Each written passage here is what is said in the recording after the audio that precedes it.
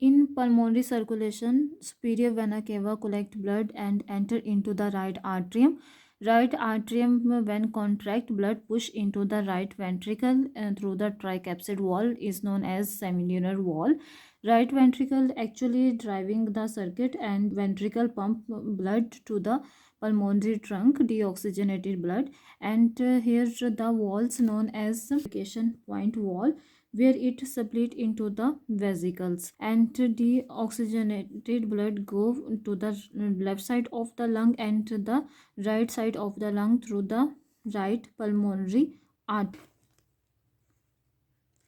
through the left pulmonary artery. Don't be confused with the blue color of the right pulmonary artery, because right pulmonary artery carry the deoxygenated blood, and the right pulmonary vein carry the oxygenated blood. And if we talk about the simple artery or vein, the simple artery carry the oxygenated blood and vein deoxygenated blood, vice versa of the pulmonary artery and the pulmonary vein. So don't be confused.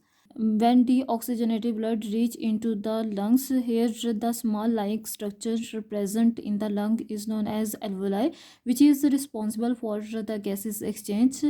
It pick up the carbon dioxide from the blood and enters the oxygen into the blood and make the oxygenated blood. Carbon dioxide is exhaled outside the body through the trachea. And now oxygenated blood carries towards the heart through the pulmonary vein and enter into the left atrium of the heart to push the blood down through the walls by capsid wall, and is also known as mitral wall. It enter into the aorta and spread all over the body.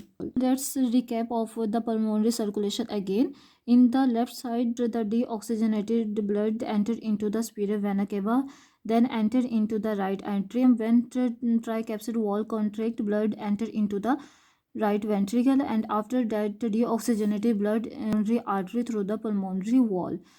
Now in the right side, pulmonary vein collect the oxygenated blood and enter into the left atrium. After that mitral wall, also known as the bicapsid wall, and enter into the left ventricle, enter into the aorta through the wall of the aortic wall.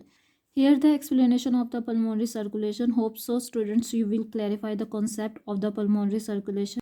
If you have any doubts, ask me in comments. Let's meet in next video.